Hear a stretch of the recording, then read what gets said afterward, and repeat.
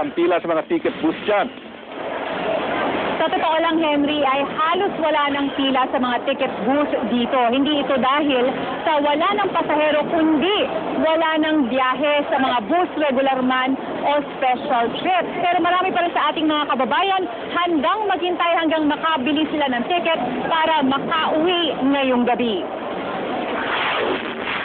Bit-bit ang kanyang baby, sinuyod ni Rosana ang lahat ng ticket booth para makauwi sa Bicol ngayong araw. Pero bigo siyang makabili ng ticket.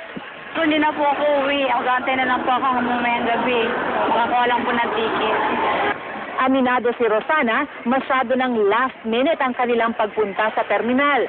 Pero hindi raw talaga nila kayang umuwi ng mas maaga. Yung asawa ko po kasi mamaya pa ang out. Yung sahod niya din po mamaya.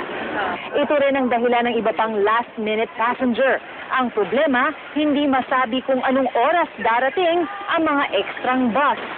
Yun nga, traffic. Tapos, one way, karamihan ng kalsada doon, one way. Na tatagal ang makabalik. Pero kung siksikan sa Araneta, tila matumal naman ang pasahero sa iba pang bus station sa Cubao kung saan mas mahal ng kaunti ang pamasahe. Si Sunny D. Alintana ang 50 o 100 pisong diferensya.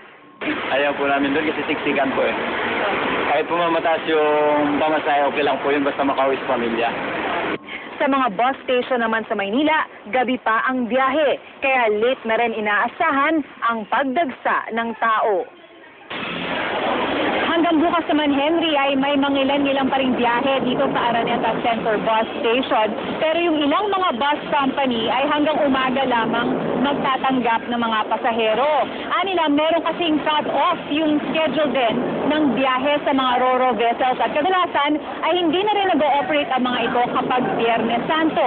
Kaya naman, magbabalik din sa normal ang operasyon ng ilang bus company sa Sabado. Henry? Maraming salamat, Zen Hernandez, live po mula sa Araneta Center Bus Station. Kung nagsana ang mga bumabiyahe sa mga lansangan papunta sa mga probinsya, sa mga pantalan, madalang ang pagdating ng mga pasahero ng barko. At live po mula sa